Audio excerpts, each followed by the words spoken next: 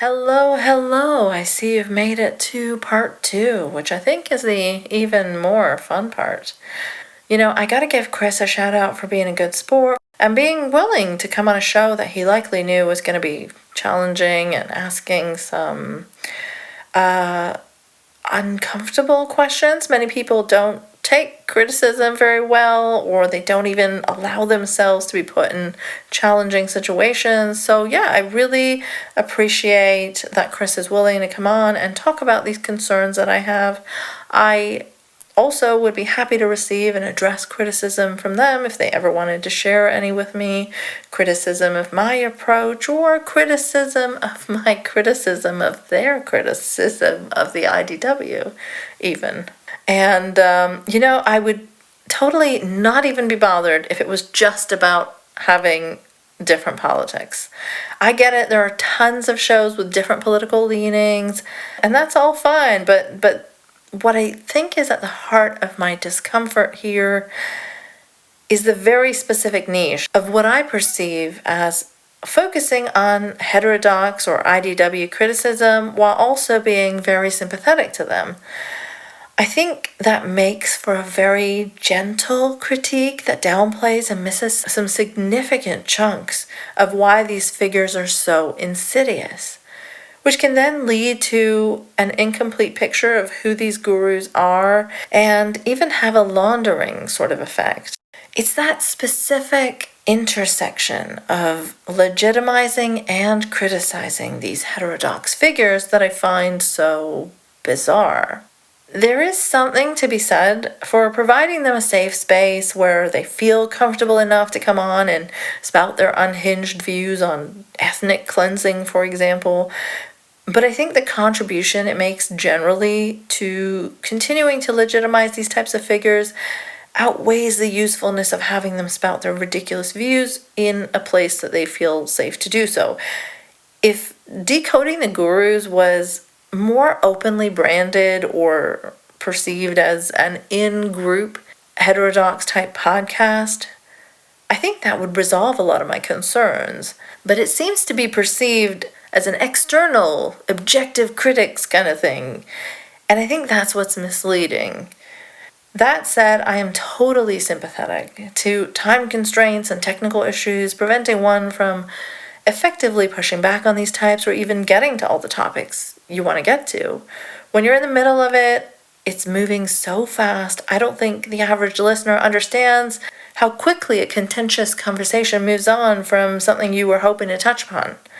And the gish galloping, there's only so much you can counter before they move on to 20 other things you now have to counter. I have been through that myself. I went through it with Sam. I wasn't totally satisfied with how I pushed back on him back in 2016, but to be fair, I was a fan of his then and very clearly not an objective critic. And at some points, I was simply too shocked at what he was saying to respond strongly.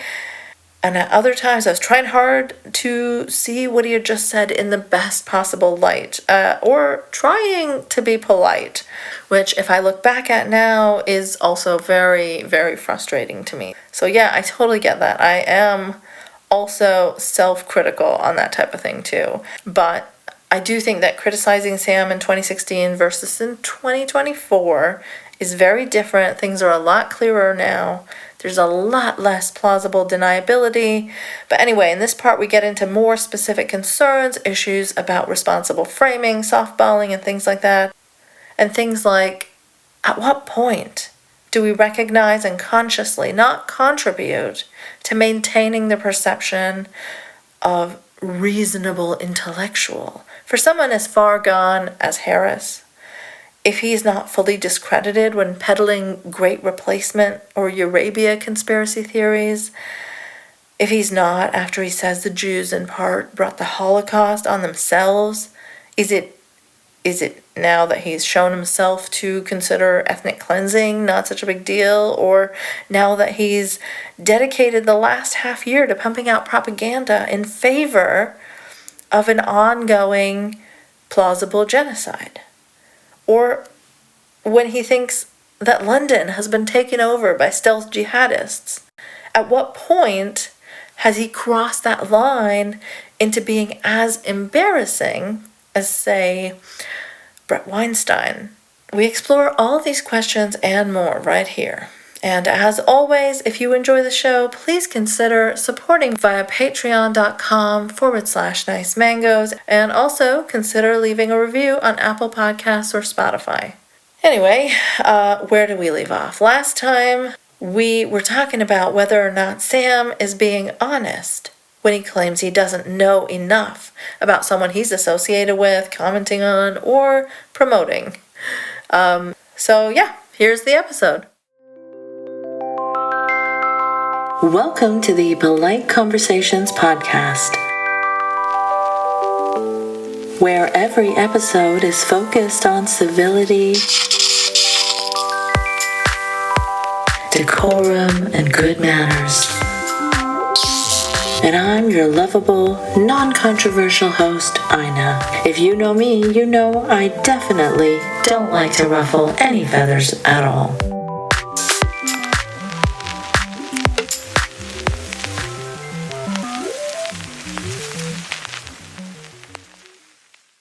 So yeah, very, very, very high levels of confidence might be the way to put it as well.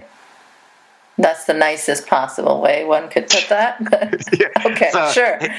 Sure, Chris. 3 buckets: ignorance, genuine ignorance, strategic ignorance, and overconfidence. I don't think that fits a particularly good picture in competition. I mean, I would use different words to describe those things, but sure. Yeah, I would be like lying, deceptiveness. Yeah. Well, I don't have much hesitation with saying, if somebody supplies you the information and then you go to say, I don't know, your only options are that you literally just don't pay attention to relevant information that people provide you, or you are saying things that are incorrect because it suits your argument at that time. So, yeah. Right. Okay. So I think you were just, how we got into this was that you were saying that you weren't satisfied with Sam's pushback, right? Yes. I mean, he didn't give any. Okay. So I have to say, I was listening to a couple of your episodes and I saw that emerge as quite a theme in your guru decoding, right? Like, there was one episode where you're talking about a conversation someone was having with Elon, and I just put down the note where you say metaphorically filleting Elon. Yes. Right? I don't object to that description about ass-kissing conversation. And then you were critical about Sam going on Majid's, I think, personal Substack, where they looked like they were reconciling. I think Sam even apologized to Majid at one point. He did. Extremely cringe and embarrassing. Yeah. So you were critical about that, and you pointed out that it is not great that you can sit down with someone like Alex Jones and completely ignore all the terrible things that they do and say, and then just like have funny jokes with them. Yes. The indulgent, backslapping for having difficult conversations is... Right. I think I heard Matt on the D'Angelo episode. I think you were talking about something else in the beginning. He was talking about, maybe it was Lex and Kanye? Oh, yeah. Lex and Kanye. So he described it as a crash-type world in which these independent podcasters live, in which all the interviews are softball interviews, all complimenting what wonderful human beings they are, all engaging in mutual back-patting and mutual cross-promotion.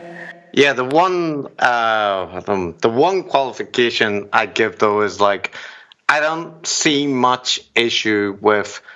no, that's not entirely true. I don't think there's that much issue with an indulgent interview. Say you interview Stephen King and you're a big fan of Stephen King, and I don't feel you need to. Every interview, every interaction has to be this challenging, trying to find. Sure. But if it's Alex Jones. The usual thing is, the thing which gets me is when people present it as a hard-hitting like, like challenging interview. Which all the IDW do, basically. Exactly. Like, to put Tucker and Putin would be a really obvious example, or Glenn Greenwald and Alex Jones. And I see that as different than, like, say, a Louis Theroux interviewing, like a white supremacist, or. Well, so Louis Theroux is actually really good at that. I feel like he's never like doing it in an apologetic sort of way. He's not softening their image. Like, you always, like, the framing is always responsible.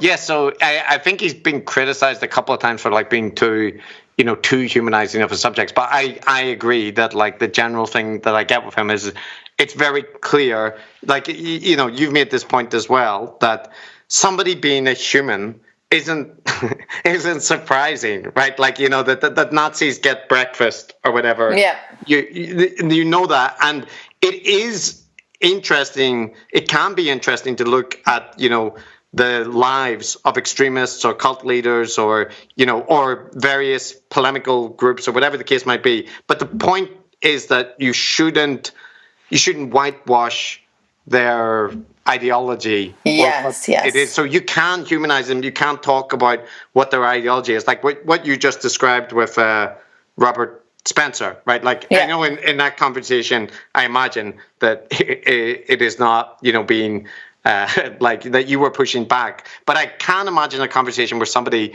has with, like, a Stephen Molyneux or Robert Spencer, and they get them to outline their worldview, and it's useful, right? Like, talking to the Proud Boys or whatever. But it has to be done responsibly, like. Yeah, it has to be framed like they're extremists. Yes. So, I think the framing matters, and also how you present the conversation. So, yeah, But also, I feel like if society is at a tipping point where these kinds of guys are getting a lot of increased support, it might be best to hold off on platforming them at all. Yeah. Like, I'm not a never platform kind of person, but I feel like, say, in the height of the Trump era, maybe don't just interview the Proud Boys or Alex Jones or someone and give them a big platform to spout their views on. Yeah. Like kind of the principle would be like Joe Rogan inviting Alex Jones on, right? Yeah. And Alex Jones using it as a way to kind of recruit new audience. Right. Or like an anti-vaxxer during a pandemic, but in a society that is not under any threat, in some magical society where you're safe from these people being believed, then perhaps it's safe to just kind of be like looking at them and trying to understand their perspective. Yeah. Anti-vax stuff is like, because it's a bit like there's shows like Knowledge Fight or QAnon Anonymous, right? And they're essentially every week looking. But they're not bringing on like QAnon people. No, they have done on some occasions, but in those occasions they're like you say, it's kind of responsibly done. So it's the same thing as during the pandemic. I agree that people should be much more careful about anti-vax stuff, but I do think there's plenty of cases where there was a good interview with an anti-vax person, and like RFK Jr.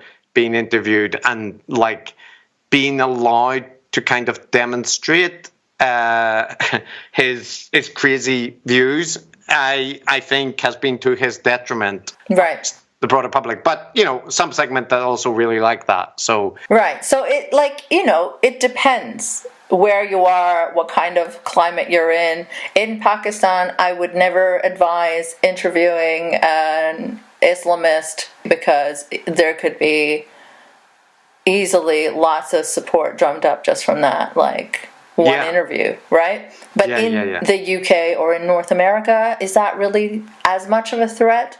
I don't know. I don't think it's the same kind of climate. So yeah, I'd agree. Nazis, if you're going to interview a Nazi in Pakistan, I don't think that's going to be drumming up much support for the guy. Yeah. But if you're interviewing a Nazi in Europe or in North America, it might. Yes, this is true. So I agree that like the context depends on the way that you frame things, but also the way that the what the person is saying and whatnot. It all depends. So there's plenty of circumstances where I can imagine interviewing an extremist, like interviewing Majid, and it being a reasonable thing to do. And another circumstance where interviewing Majid would be an absolutely terrible thing to do. And it would all depend on, like a whole bunch of factors. Yeah. But what you shouldn't do is say you're going to interview Majid and hash out the difficult conversation and then talk to Majid. And any time that he references, like one of his crazy conspiracy things, like kind of, deflect onto a less controversial topic or that kind of thing. And then at the end say, oh, Majid, it was really nice catching up with you. We should do it again. Right. Which is kind of what Sam did. Yes, he did. And so there was another tweet of yours that you, I think, tweeted a screenshot of after Bret went on Alex Jones, where I think this is from 21. You said something like, Dark Horse is InfoWars for college grads, and it's getting more extreme. The people with influence and audiences who continue to recommend it and treat Bret as a legitimate expert should not be forgotten after it becomes common knowledge. Yes, that's right. So, these are all things that I agree with, and I can see that you are frustrated when people are not properly framing these guys or properly pushing back on these types. But I also feel that kind of frustration when I listen to your episodes sometimes. With Sam and some of the other ones, like with Josh Zepps. I think that one happened soon after we had our conversation. And I was like, oh, one thing that these guys are definitely prepared for and good at is the anti-vax stuff. Yeah. But I don't think that you guys really pushed back on Josh Zepps or talked about much of his really ridiculous views. And instead, it was kind of like, oh, I listened to you on the radio and it's so nice to have you on the show. And I mean, he's kind of like a lot of these IDWers. I don't know if you're fully aware, but like one of his ridiculous views is that he's upset that people can't say the N-word anymore.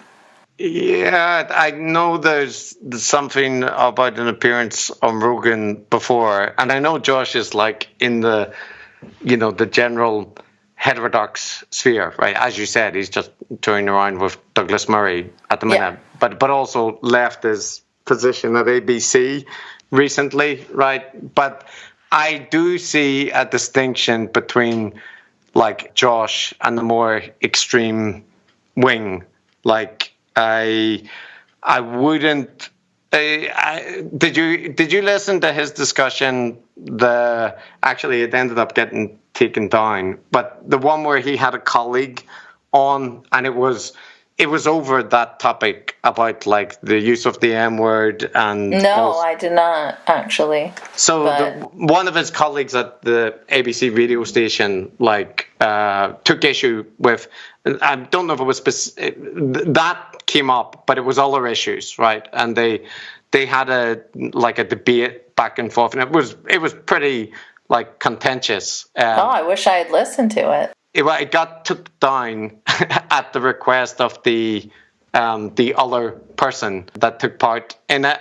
But in that discussion, I find Josh a lot more reasonable than I would other people that I've heard debate that. And is that because the woke person was too screamy and Josh was polite or something? Well, the woke person didn't do a fantastic job.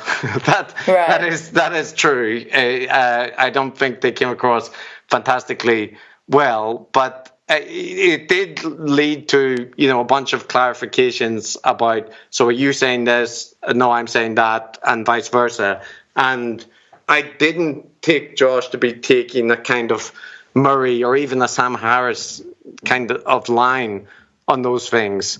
So when we spoke to Josh, it was partly in response to him wanting to push back at us about the way that we treat Joe Rogan. Right? Yeah, and he did a pretty good job because you guys didn't really push back on, like, he just came on your platform and talked about how Joe Rogan's a big puppy dog and argued in favor of continuing to let Rogan spread his garbage misinformation. He said something like Barry Weiss and Sam Harris were good heterodox thinkers who do look at the extremists in their midst. So, like, his, calibration is completely off there. Yeah, and I think he did also call himself an anti-LGBTQ kind of gay, which is such a weird thing to say.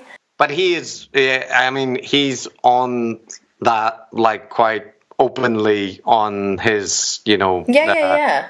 But is that not, like, something that is, like, if someone said that to me, I would be like, well, what do you fucking mean by that? Yeah, I would as well. But, I mean, as far as I understand with his position, it's kind of aligned with the Douglas Murray one, right? About the pride, that we have achieved a bunch of things that we wanted, so we don't need to, to make it like the pride parades and whatnot should be less sexualized or this kind of thing. But on those kind of issues, I defer to, I'm not gay or a member of those communities, and people are allowed to have different opinions on it. Oh, sure, but you can certainly sense when something is a bit reactionary, right? Right, but his position on that, he's a gay guy living with his family in Australia and debates it with other people in the public about it. So on that issue, I don't know what I'd pull him up except to say, well, your opinion on it is this, right? And he's already kind of open about that. Yeah. No, I'm not saying it's a secret. I'm just saying that, it would have elicited some sort of, oh, that's strange. Okay.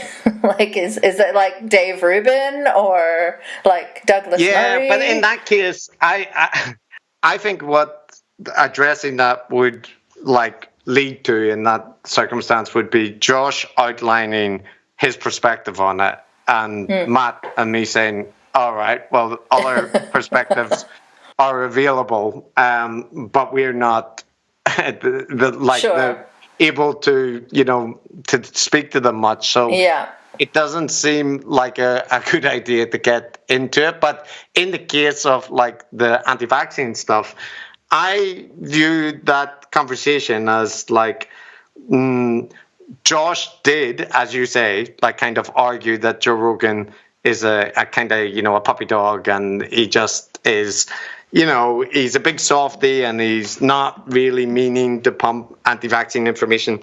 I think that's wrong, right? Yeah. And I think our coverage of that shows it's wrong. But I don't think many people in our audience, from the feedback that we receive, shifted their view to Josh's. You don't always receive feedback saying that, hello, I have shifted my view to Josh's. But we do receive feedback when people think that we are wrong and the guest is right. We often receive quite strong feedback. So with Josh, the majority of the feedback was kind of what you just outlined, which was just doesn't really see the problem correctly here. And I would still say that now. I'd happily, explain that to Josh. And I think I did in the interview push back, but then, there is a kind of limit to the amount that you can do that and not just end up stuck on the point for like a long time, and there's varying degrees of comfort with that. But so I don't see Josh, like, I was kind of interested to see what his argument was going to be for us getting Rogan wrong, but he didn't really convince me. Like, I think he's wrong about... Right, but I mean, can you see that someone like me might be frustrated and think that the pushback wasn't effective? Like how you might be frustrated? Yeah, and I would imagine, like, it's much stronger in the case of listening to Sam, right, the conversation. Right, no, sure, but I'm just saying that there's, like, a few cases like that where, as I expressed in our last conversation, my main concern is, in terms of your podcast, is that it is framed as experts dispassionately decoding these gurus, but I think there's a definite slant, and I think it's a little bit IDW sympathetic. But I mean, I would say that, like, from the first episode, we recorded, we position ourselves as, like, moderate left, but, like, with some sympathy for some of the complaints of like the heterodox sphere about things in academia and that kind of stuff, and that is where I think in general I align, but so I would anticipate and do know that people with more progressive politics would find various things that we say frustrating. The same way, like, when I listen to Knowledge Fight, they are much more progressive than I am. Mm-hmm. And so sometimes Jordan's asides about politics or murdering people or various things. I don't listen to that, so I'm not familiar. Well, you could just, like... you could take it from my point of view. There are various statements made which are, like, relatively extreme in political terms, but I understand that is, the Knowledge Fight kind of those guys. But that's not like a general progressive. Well, no, it's more towards. I mean, I'm not saying he wants to kill people. It's more along the lines of, that a revolution and class warfare. Right. So that's very different from my politics. I mean, I imagine you probably listen to some of the stuff that I put out and you think it's whoa. Not to your taste. Like, I don't speak German, guys, right? But I don't think you will find my statements being like that. Right. Yeah. No. So, like, I would say, you said last time as well that, like, between you and Daniel or Jack, right, there's a difference, because I think, I don't want to misrepresent them, but I think they are, like, openly in favor of communism of some variety. Marxism, yeah. Right. So in the same way, Jack identifies as a Marxist, I believe. I don't identify as anything but, a broad progressive, and I certainly have criticisms of capitalism. Yeah. But I don't exactly share those views. Yeah, so I would, I mean that basically I'm drawing the analogy that, like, when I listen to I Don't Speak German or Knowledge Fight, there's various things that they say that reflect their kind of political lean, which I find frustrating, but I kind of, the general thing about the content I find interesting, and so, like, and it's not necessary that they share my politics. I'm not saying they have to, right? So I just kind of file it as, all right, so that's the political lean in the right. Yes. So here's the thing. Like, I have no problem with people having different political leanings, and I listen to mostly, actually, podcasts that I disagree with. I don't know why, but that's just what I listen to. But what frustrates me in particular is the framing of being an IDW critic while being IDW sympathetic. It's like like false advertising a little bit, where I feel like, I mean, you may not intend it that way, but I feel like it's like an in-group podcast, perhaps, by us, for us, criticisms that we can handle, not too woke. But then it ropes in some people that are interested in criticisms of Sam, Eric, Bret, and it does not, like, because they're so happy with anyone criticizing those fools, it does not clearly allow people to see like the project, and that frustrates me. And one of the clearest examples of that I saw recently is under your, or maybe not under, but maybe someone tweeted a link to your conversation with Sam, and they said, you know, it's so clear from this, like, just how far right he is. I get so frustrated, you know, when people frame Sam as a liberal or whatever. And I just said underneath it, I'm like, you realize that includes the hosts of this show.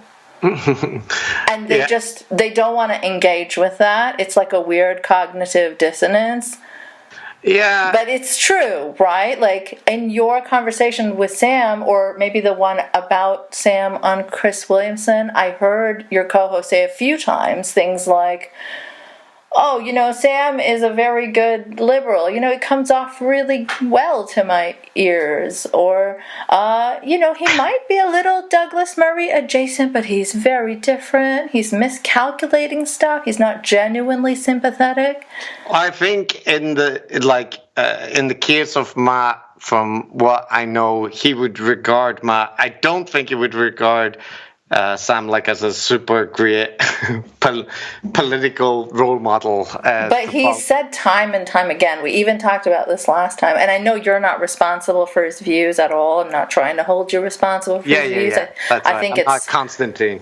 it's pretty clear that he is a fair bit to the right of you. I think that becomes clear sometimes. Oh, that's interesting, because I think the general view is like the opposite, but that's really that's not what I've heard from a bunch of people, actually. Oh wow! Well, that's good to hear, because I think I usually hear the opposite. So really interesting. Yeah. Although sometimes I do get categorized, I think much to everybody's disagreement, who knows, as like extremely progressive, right, or woke, right? Which, but it's just people matching critical of. That is not how I would categorize you, certainly. Well, look, I will say one thing about the conversation with Sam, just before we get into the rest of the things you raised there, is that we were scheduled to have a 2-hour conversation with Sam, and then when he jumped on the call, he said he had an hour 15. Oh, no. Which is why, you know, that bit at the end, which I kept in, where you hear him say, you know, I don't know if we're going to have time to get to this. And also why, after about 30 minutes on the self and meditation, it felt like, you know, we'd only covered 2 or 3 questions in that amount of time. So we were like quite wary about the time constraints. We did end up recording for like an hour and 45 minutes, but yes, that was quite frustrating, because we originally scheduled 2 hours and we had planned things, you know, with that in mind. So yes, that's relevant context. But on the other part, so I wouldn't describe myself. I don't self-identify, Anna, as IDW sympathetic, but I would say heterodox sympathetic. So you just like a better sounding term for it. Yes, yeah, that's correct. Yeah, okay, that's the way. Yeah, because I think it's useful to openly lay these things out. Yeah, the IDW, as I see it, is, you know, the kind of like Barry Weiss, Eric Weinstein, like that whole revolutionary renegade intellectual thing, and I think that's bollocks, right? And I think that is a pretty clear thing that I have very little sympathy for. What I do have sympathy more is that there are biases in academia. There are like like to give an example from stuff that I'm familiar with, the stereotype threat literature in psychology has basically been shown to be extremely unreplicable. And that was a part of a research agenda for, over a decade. And it aligns with like kind of progressive politics quite well. So there was a strong reluctance to review that literature. Similar sort of thing with power posing. Sorry, you have to explain what you're talking about. Okay, I'll do it briefly as well. Yes, please. Frustration was with the monologuing stuff when dealing with Sam. But so the stereotype threat is basically the psychology about like if you remind people that they're a woman before they go into a test, that they will do worse because of the like a maths test, because of the negative stereotypes associated with femininity and maths or whatever, right? And there was a whole bunch of research showing that if you prime people with these identities that have negative stereotypes attached, that you'll make them perform worse. And so there were attempts to make interventions to reduce this and so on, right? For good goals, right? To stop people from marginalized or minority groups from being like double victimized by stigma, right? A good agenda. But a lot of the work was basically poorly conducted and conducted with that kind of desired conclusion in mind. And so when people started doing more rigorous testing of it with like kind of open science methods, a lot of the findings couldn't replicate. Sure. And there was the people who were originally critical of this literature were presented, as somewhat negative. In some cases it was justified, in others not. But so in psychology, there's things like power posing, where like Amy Cuddy famously gave this TED talk about people standing in a kind of dominating pose, and this in a bunch of studies showing that it changes your hormones, makes you more confident and so on, and this will allow women and marginalized people to kind of up their chances higher. Okay, look, I'm no academic, but that sounds very shady and hacky to me. Right, like kind of. So the same thing as the D'Angelo end of the racist thing. So like, I think that a lot of those criticisms have validity to them, and that sounds reasonable to me. However, I think dwelling and obsessing on D'Angelo does not seem reasonable to me.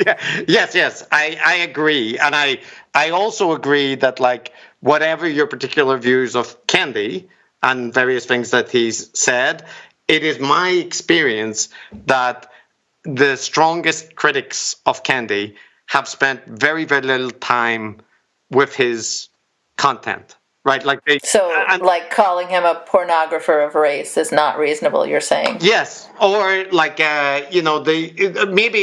it's more that they're just familiar with social media snippets and so on. And I'm not saying that he hasn't made provocative like statements or whatever. Like there are things that you can focus on, but I constantly get the same examples given. Like 3 or 4 little events, and not like kind of chapters in his book or this kind of thing. So that I'm sympathetic in that realm, and I'm also because maybe it's possible, at least because of not coming from an American background, that I find a lot of the stuff around culture war thing to be very based on an American perspective of things that doesn't ring true to my experience in Northern Ireland or in Japan for that matter. So yeah, but I think that's a crucial difference, because I'm not sympathetic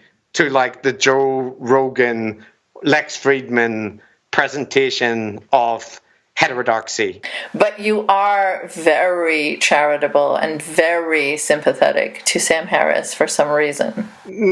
I would disagree. Sam would disagree. Sam, listen. Someone who is kissing Sam's ass and just says one word against him, Sam would find that like too much. Yeah, that is true. That's true. But so I think like, you talked about whenever the person who responded under the comment saying, Sam seems much more extreme, right, than they had previously suspected. No, they said this is a clear example of how extreme he can be, and I really hate when people frame him as a reasonable liberal.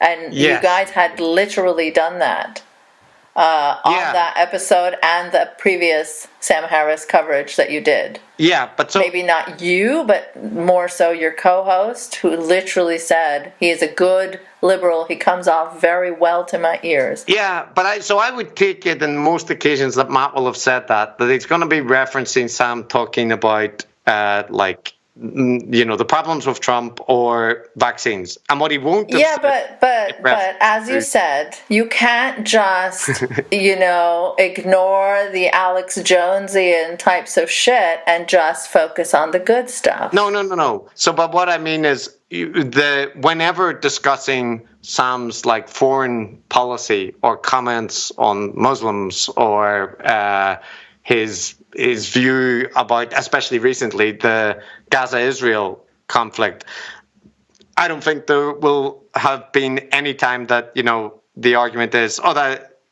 Sam is very reasonable and moderate on those positions. So, but does someone have to say, is Sam very reasonable and moderate specifically on those positions for you guys to frame him as not a moderate, good liberal? Because nobody was specifically asking, is Sam reasonable or moderate on vaccines or on Trump?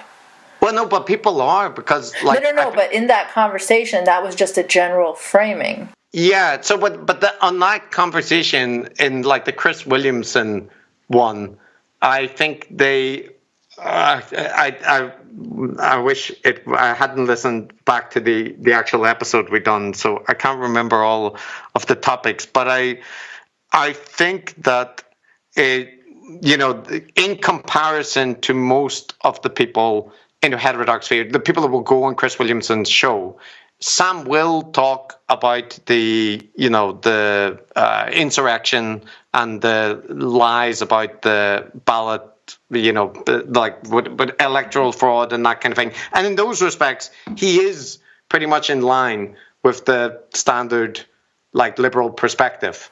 So you think it's fine then to just frame him as a good liberal? Yeah, I think anybody listening to our episode on Sam, not anybody, that's not fair, because you have a difference of opinion and other people would as well. But I think a lot of people that listen to our episode on Sam would not come away from it that we are endorsing him as a generally reliable and good source. But that's not because of you. That's because of him being completely unhinged. He can't help himself. But when you're talking about him, in fact, even the fact that you chose to not look at all the other content he had been putting out at that time, which was completely, ridiculously unhinged and bloodthirsty and making excuses for a plausible genocide, you chose to pick out one appearance where he's not saying those things. Yeah, but there was a reason for that. So the reason we took the Chris Williamson content is because, I'm sure you found that conversation extremely boring that he had with Chris Williamson if you listened to it. Because yeah, it was. Because it was all things that he talks about all of the time. Yeah. But it's quite representative of, Sam's topics, right? Except you're right that he didn't, not his Gaza Israel stuff. Now, which was the main thing that he was putting out.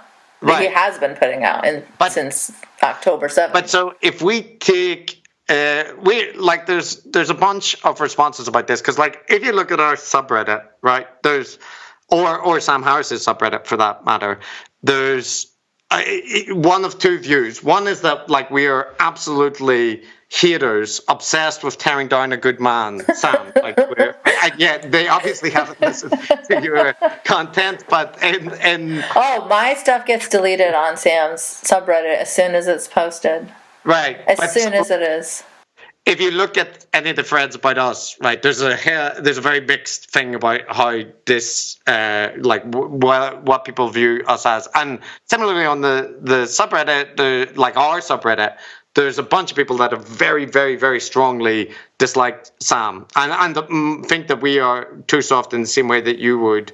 And there's a contingent which are more sympathetic to him as well, right? And usually they end up disagreeing. But I would say that the criticism of Sam's position is clearer. But in our case, right, especially with people like Sam, we were trying to get content that would be not taken as a hit piece, that would cover like a bunch of different topics, not just taken as a what? Sorry? Like a hit piece, that would be presented as us selecting the worst piece of content that we could find. But how about just the content that he's putting more representative, like when it came to Hassan and the Houthi or Robin DiAngelo? Yeah. You guys did a lot of contextualizing and a lot of, going out of your way to frame these people. I think with Robin DiAngelo, you went back a few years to find some more, like what you called bombastic content. With Hassan, you shared a whole bunch of his clips, like to first frame how ridiculous he can sound. But I don't see that done with Sam Harris. No, not in that episode, but that's not in any episode. Well, not when you're covering Gad Saad, not even with Jordan Peterson, not even with Zeps. See, that would be different. So let me stick with Sam just so we for the minute. This is not the first episode we've done on Sam. It's the decoding we did, but we had the conversation with him, but we also had the episode about his 8-minute video, advertising. Which you very quickly walked back when he was on last time. Like, oh, sorry, it was your app is good. I disagree there, because the bit that that Sam would take as walking back as well are the bits that we weren't strongly disputing. Like the fact that Sam, as it turns out, was being more generous, and he kind of leaped on this point about the giving the free subscriptions away, right? But actually, I thought that was pretty good when you guys did it, right? But then I was disappointed. That wasn't a mean criticism, and actually, I raised that point because Sam forgot about it at the end of the thing, and I did that because I was about to get into more worse things, and then he jumped on it and kind of presented it as a big coup de grace, but it wasn't, because it was never. Our argument was much more about him combining his politics and the kind of authority that comes from the meditation app. But that's one episode that we did on Sam. Then the other one is whenever Joe Rogan had his apology video, which Sam said that Joe Rogan was the cure for racism. Right. Yes. Right. So we covered that as well. And Sam has regularly kind of featured throughout our content on various episodes. So Sam is probably, if anybody in our audience doesn't know who he is, it's going to be 5%, right? Or something, I would say, around that. Whereas with Hassan, there's a whole bunch of people that have no idea, have never heard anything about even Hassan existing. Is that because your audience skews more IDW or, heterodox? No, because I think it's more just there isn't an overlap with streamers, because they wouldn't know. There isn't that many that would also know, Destiny as well. When we cover him, we'll have to contextualize as well. So it might just be demographic as opposed to, But how many would know Gad Saad? And I feel like you missed a bunch of really important things there when you did not bring up, his association with Holocaust deniers and white nationalists. And I think your host called him wholesome, a harmless uncle, which you guys brought up again I think it was in the Hassan episode, and you even said that that's pretty much true. Yeah. Again.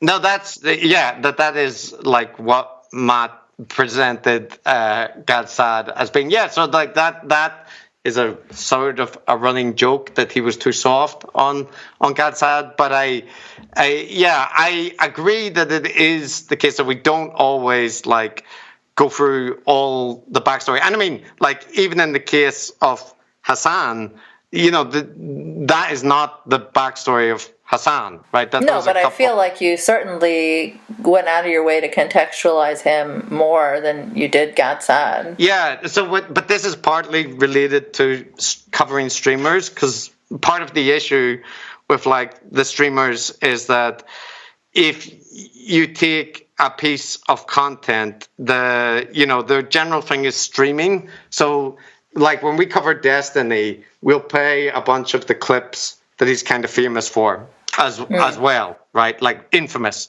for might be the way to put it, because it relates to their, like their personalities are kind of like mixed in with the content that they produce. And when they have like, a 8-hour stream, it's different than somebody that has, distinct pieces of content. Yeah.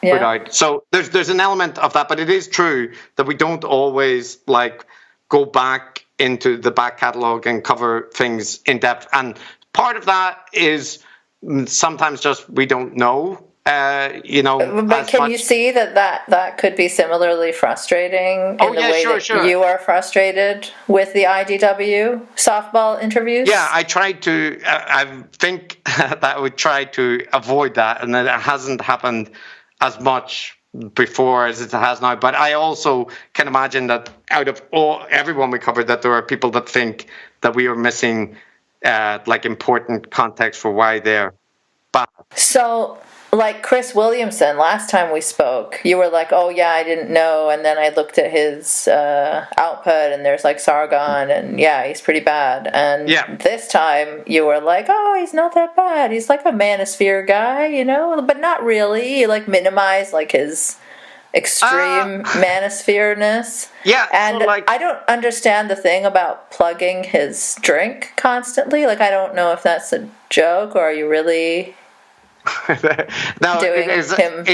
So the thing with Chris Williamson is like, I agree. I think I would largely agree with any like positioning him in the kind of header, like he is somebody that would be happy to have Douglas Murray on and Jordan Peterson, and he has had Jordan Peterson.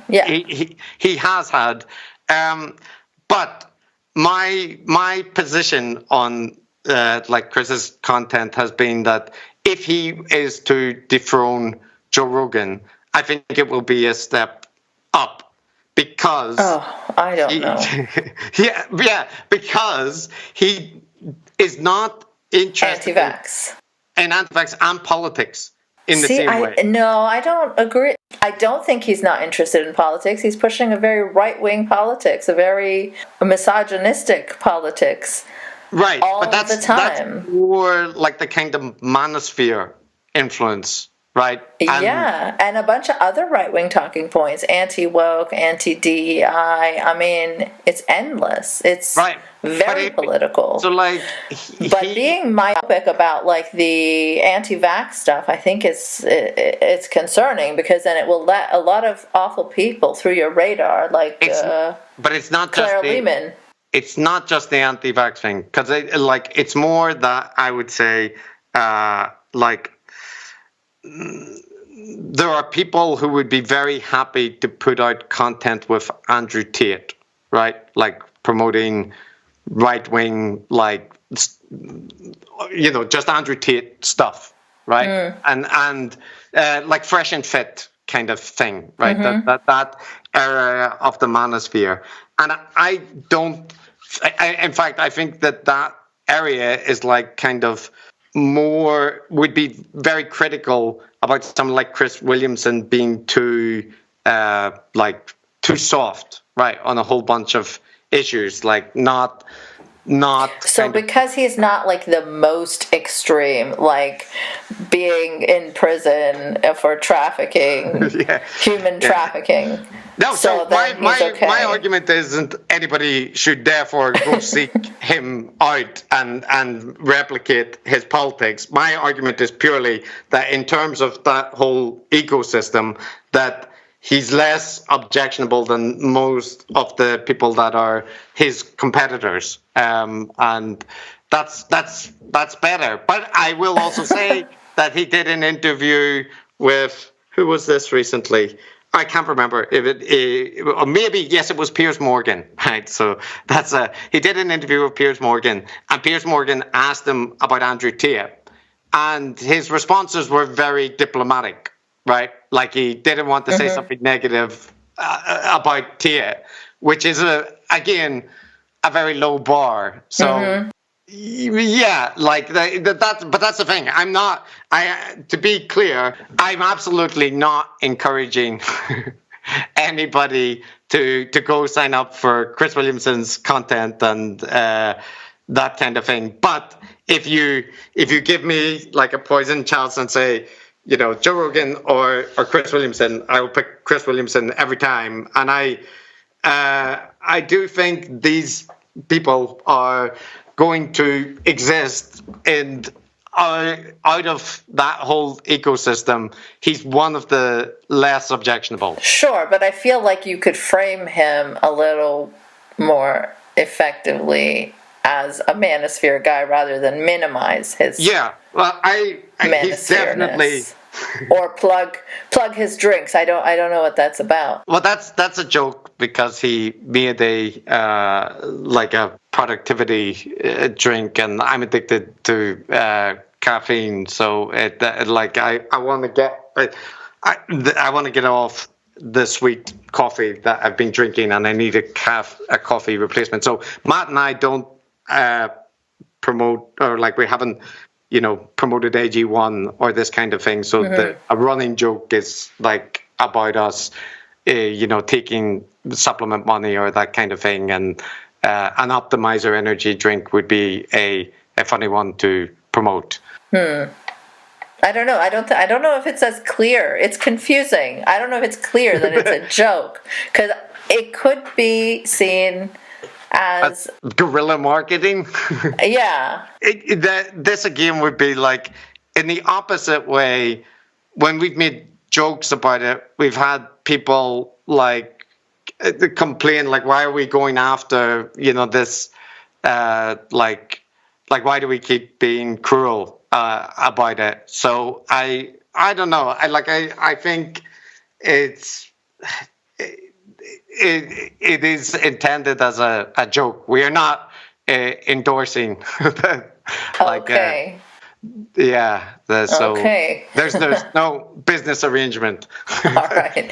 Okay, let's quickly try to get in as many things about your Sam conversation now. Yeah, so one thing that I had a criticism about in that conversation was the fact that you guys accepted when Sam said that, there's a moral difference and the IDF isn't intentionally targeting civilians, when it has been repeatedly proven. I think the New York Times did a report where they studied the craters left by certain bombs, and it was shown through that study that Israel is deliberately attacking the safe zones with their heaviest bombs. And they did it over 200 times when they told people to flee to the south of Gaza because that was going to be safe. Then they dropped 200 2-ton bombs. And just recently it also came out in Haaretz, where soldiers have been talking to Haaretz, saying that they created these kill zones, so like these imaginary lines, where they were permitted to basically shoot anything that moves. So if someone crossed over that line, they would just get shot.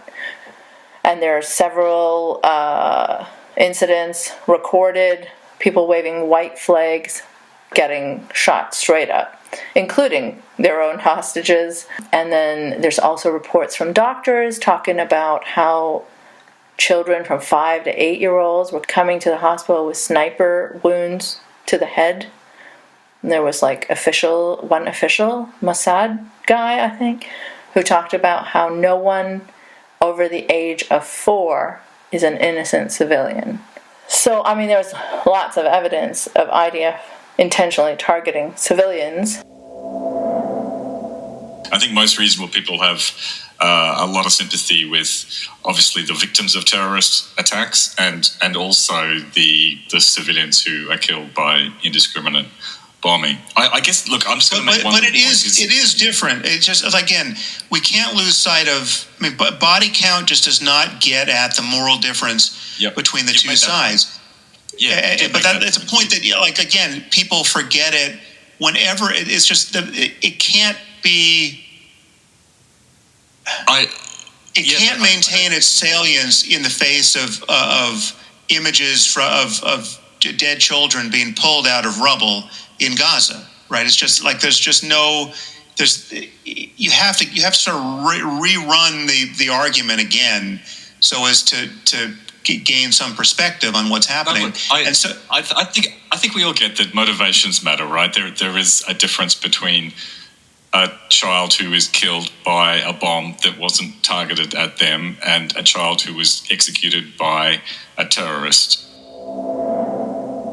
Okay, so I think what I would say in that, like in terms of accepting Sam's framing, is like, on the one hand, that there are a couple of occasions, like when Sam is rolling off things, and like in response to it, we say, okay, given that, blah blah blah, right? Or like there is a difference, or but in some respect, like it is normally because want to get to like a point, right? So like even if Sam is wrong about something, it doesn't matter for like the particular argument that we want to get to. So that was some of the case, but the other point is like, even like when so let me like whenever Sam was saying that there's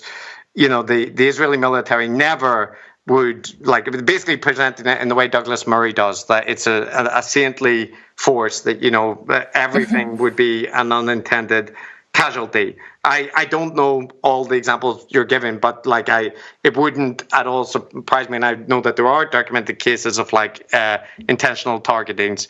But even then, even if it were the case that like you didn't accept that and you thought that it was all accidental collateral damage style things, the argument we wanted to present was like that at some point that still is you still have to take consideration of that. Like Matt, when he was arguing with Sam, wanted to say you can't just constantly invoke the intention if your policy is killing tens of thousands of civilians, right? Like, right. So, and then he brought up like the traffic. He tried to compare it to like traffic deaths, and he's like, "That's so obscene in the face of a ongoing plausible genocide." Yes. So, and then like in response to that, I believe Matt said, right,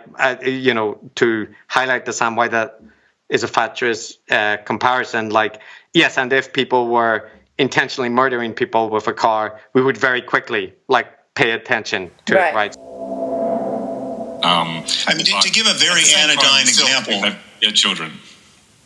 To give a very anodyne example, but this makes the point from the other side, right? Like, like the three of us live in societies where there's some ambient level of carnage due to car accidents every year, and it's totally predictable. I mean, in the United States, there will be something like 40,000 people killed this year on our highways, right? And it's just because people are bad drivers, and eventually self-driving cars will solve this problem, but not yet, right?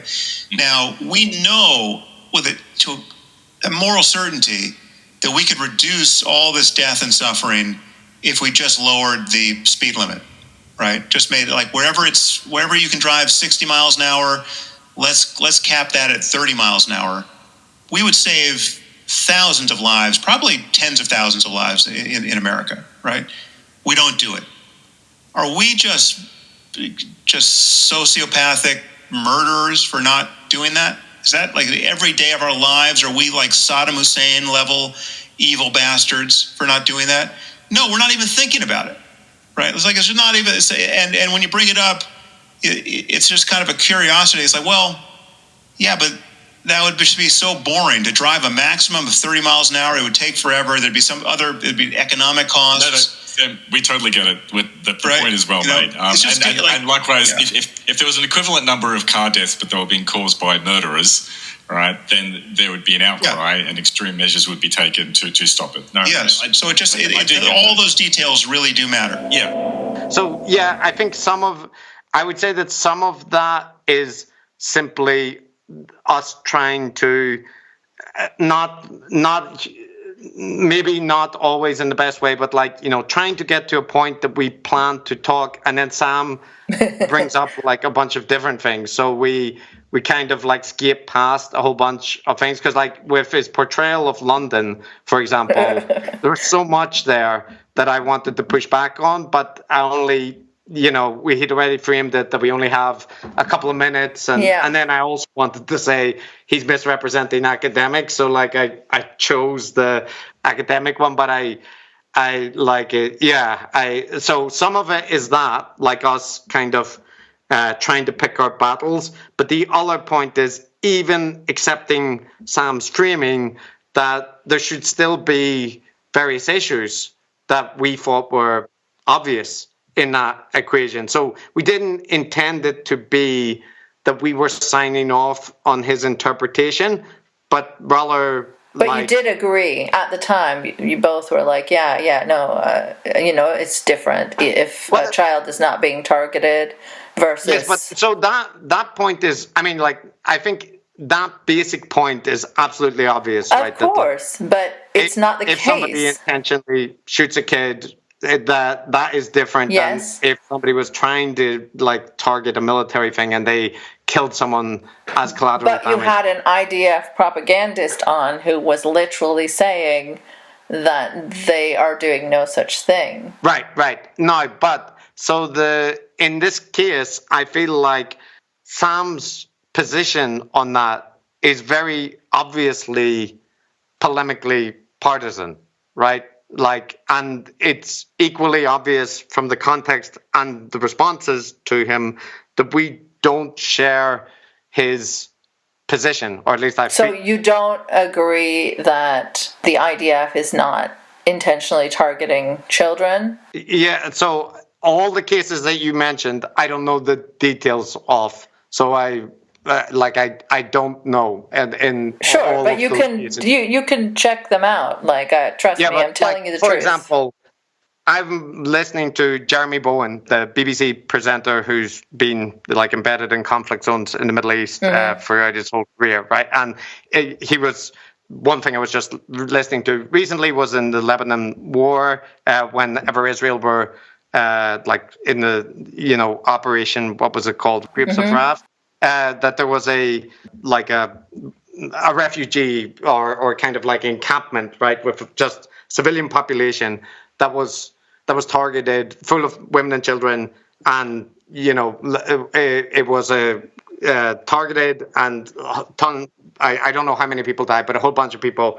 But the point is, everybody knew what that was, right? And there was apparently there were Hezbollah fighters who died nearby, and that's how the Israeli military justified it. But UNICEF and various other organizations, everybody said, right, but they intentionally targeted the civilian population. So it's just an example, but to say that happens 100%. I'm not like Sam Harris or Douglas Murray in saying that I think the Israeli military would never do such things, and in the current conflict would never do such things. No. So what did you make of him talking about the troubles and saying the troubles would be a lot more troublesome if jihad was involved? I mean, The troubles would have been much more troublesome.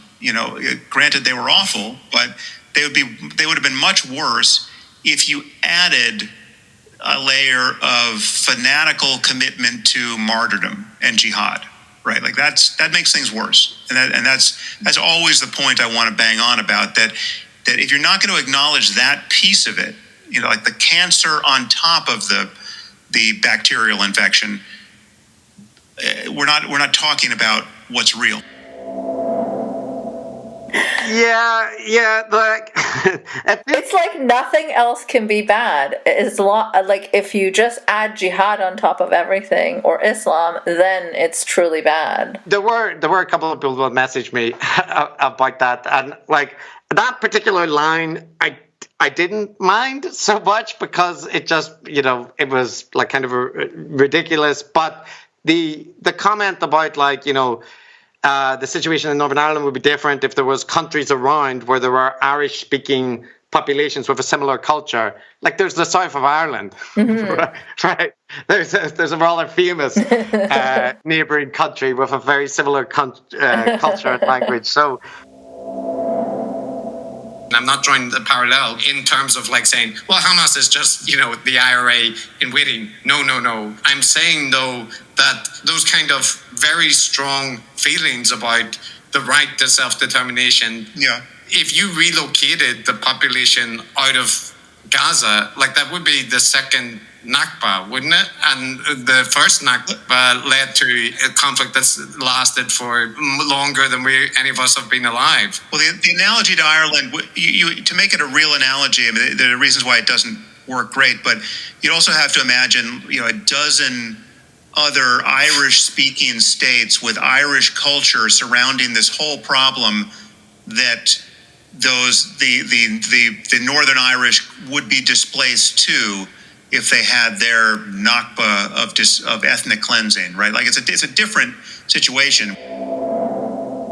Yeah, that I will say that in general, I think that that conversation with Sam about geopolitics and in particular his view about Muslims and about the Gaza-Palestine conflict, that like I find it very naive and superficial and extremely polemical and partisan. So, is it discrediting for you when someone like that is on your show and saying things like there's a stealth Islamist jihadist takeover in the UK, or 300,000 people came out in support of Hamas? Like, it's discrediting in terms of how seriously I take their opinion on those kind of topics. Absolutely.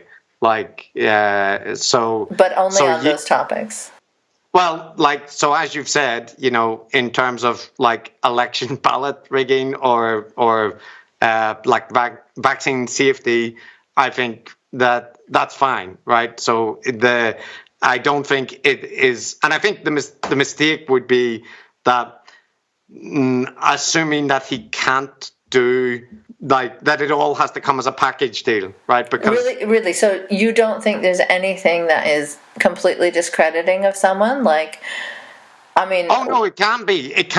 I mean, I think it reveals the level of research that you're and the level of bias that you have and what you're willing to like state confidently in public. So absolutely, I think it has broader implications on that, but it's more that, so if you say, like, I mean, just in terms of, you could say that is completely discrediting of Sam's approach to like research and to like controversial topics involving anything to do with the Middle East or Europe for that matter. But I mean that it wouldn't discredit when he says something that is correct and based on good evidence. Would it can you find Alex Jones credible in something? Like maybe he's very good at making, I don't know, spaghetti. Yeah. So that it's the same. That would be the same thing. So will you be promoting Alex Jones's spaghetti recipe on your platform? No. But that is what I mean. So maybe the question you're asking is different because as a source, yes, I think stuff like that is discrediting and does mean that people should view you differently if depending on their view, whatever it was before, right? But they should absolutely take that into consideration on other topics. All I'm saying is that it doesn't mean that you will automatically be wrong, right? Which would speak to that point that, like, yes, Bret Weinstein or what's his face, Alex Jones, they can get things right.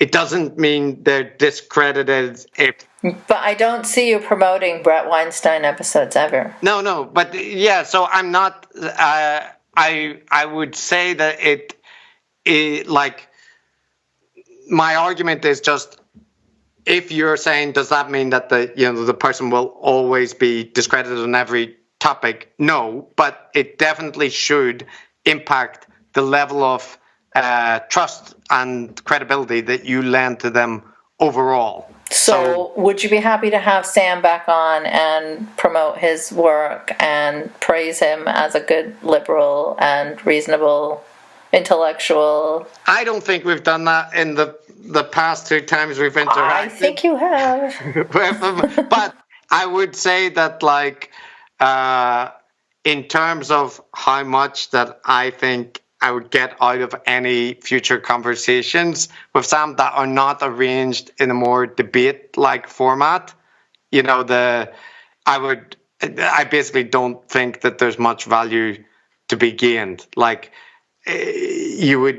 so I think it would need to be something with, like, set timers and the topic, like, agreed upon in order for it to be worthwhile to do. Because the way it is, or the way it has been on our podcast with, in one case a writer reply, but in the other case an interview, the dynamics are a little bit like mixed between you're interviewing someone, but you're also debating them. So, like, it's rude to interrupt someone who's going on for a long time.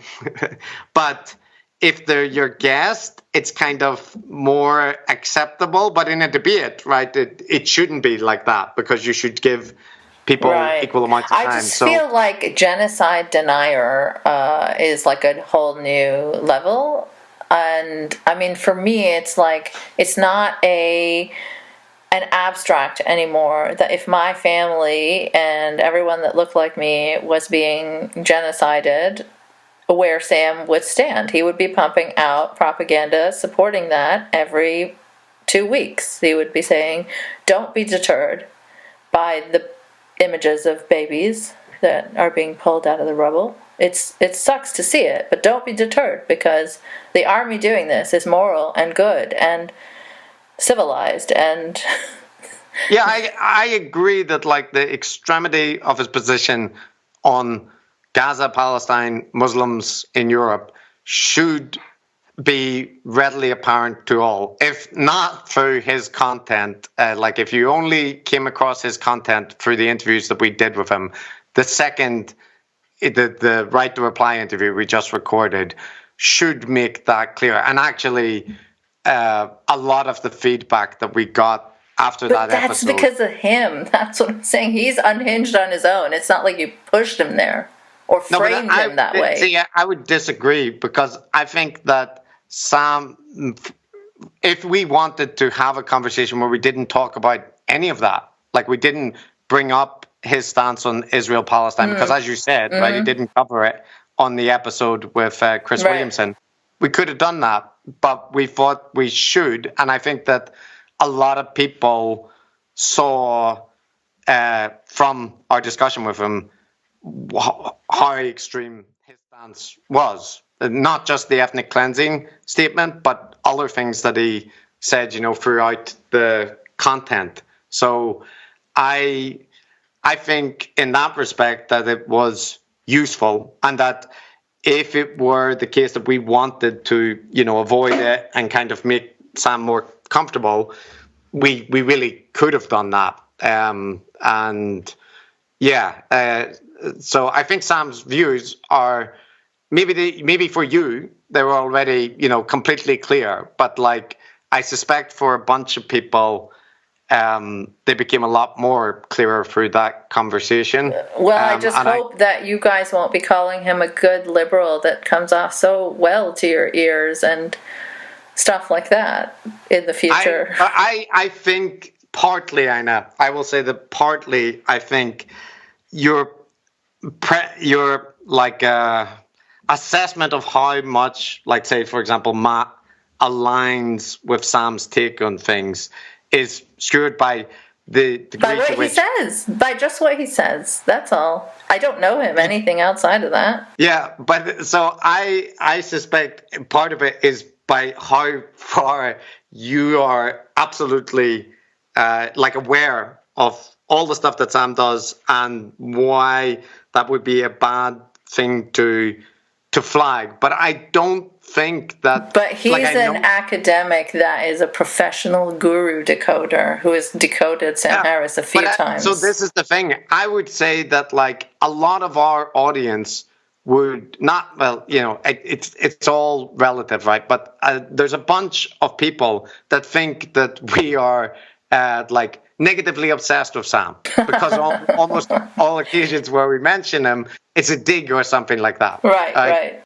And but that if the perception was that we aligned very strongly with Sam and we're like just always recommending him as a very good source. No, I don't say that though. To be clear, my position is that you are sympathetic and sometimes frame him as a good liberal and also several times plug his content and say such and such episode was good. Do check it out. Yeah, so Which you wouldn't do if it was Alex Jones or Bret Weinstein. Right. So I will say that, like, I'd be absolutely clear that, like, in terms of Sam's, like, foreign policy or anything to do with Gaza, Palestine, I think he's extreme and obviously extreme, and that I wouldn't recommend that to anyone. And I hope that people would see there's a difference in like the position that I have, and like I think Matt would feel the same way. But in terms of if Sam, as a heterodox source, does a good takedown with a vaccine doctor about the anti-vaccine rhetoric or whatnot, I think the fact that Sam is so respected in the heterodox sphere. But you're helping him stay respected when his views are quite bad. Right, but I think that Sam doesn't need our help to... No, sure, he's bigger than that, but why contribute at all? Yeah. Why legitimize as academics who are professionally decoding these people? Yeah, because so if Sam, in the same way, like if Joe Rogan did have on a vaccine doctor before the pandemic, and I'd happily recommend for any like heterodox sympathetic people to go watch that episode without any disclaimers about how Joe Rogan is a general freak. No. Yeah, I think those, I would agree that in general you should, that you should have a kind of good understanding of what Joe is, but recommending particular content where, he is a heterodox source that people trust, like Huberman is the same, right? I think that it is worthwhile because those people in those ecosystems will watch a Joe Rogan episode with a vaccine doctor, but they won't watch an episode of This Week in Virology. And Sam has his heterodox bona fides quite well attested to. So the fact that he is not endorsing, ballot voter fraud conspiracies or whatever, it is a low bar. I completely agree. The bar is inside the ground now. But I think it is still better that that is happening. Yeah. Okay. Well, Look, thank you. I think we can go in circles for ages about this. Perhaps we will pick it up in another 2 years, and we'll see where you are at that time. And I appreciate the conversation, and I apologize for my poorly thought out various geopolitics takes. I freely admit I'm not particularly well informed on a whole bunch of those issues. So, yeah, it's mostly, just my perspective based on reading and stuff I've done, but not greatly informed. Well, better informed than a lot of other heterodox types, but thank you for coming on. I have to give you credit for that, because I'm sure you knew I'd be questioning some stuff, and this wouldn't be I did expect that. It is what your reputation suggests. So, Last time you called me a debate bro before you left. I'll not make the same mistake, but it's okay. I admit that I can have that tendency. Yeah, well, me too. I do enjoy debating things, but I'm probably not as effective at it as some. I hope that you did not find that I was too mean, because that's what people say. No, I think you're fair. And I can see, the perspective that you're coming from with it. So, I think your audience knows as well that there's still a whole bunch of stuff that you would would critique about the way that we approach things, and I think that's perfectly. And if it wasn't about IDW criticism, I honestly wouldn't care. It's just that niche to me is like a strange position. Yeah, I get it. I totally understand that. It's it is your expert wheelhouse, and probably specifically with Sam, it would be very strange if you had no perspective at all. But I will say, and it's not to you specifically, Aina, at all at this point, but just a general point is in the conversation with Sam, whenever he goes on for 7 or 8 minutes and says 15 points, and I know it's a tactic, but it ends up that you have to choose between 10 things to respond to. And I know that's a kind of gish-gallop thing that people do, but it means that I am also very frustrated afterwards with the things that I have to let slide. And I think a lot of people would disagree with what I choose to prioritize to respond to. So I get it, because I feel the same way. Right. Yeah. And we've discovered you're a Hamas supporter, so I'm sure people will be interested to know that. That'll be news for everyone. But well, have a good evening, I believe, in Canada. Yeah, it's almost midnight, so. All right. Take care. Bye-bye. Bye. Thanks for listening. If you enjoyed this episode and would like to support it, there are several ways you can do that. You can share it online, talk about what you just heard. You can leave a 5-star review to help others find it too. And you can also subscribe via patreon.com/nice mangoes. No E in mangoes. If you'd like to follow me on Twitter before it's completely wrecked, you'll find me at Nice Mangoes. Again, no E in mangoes.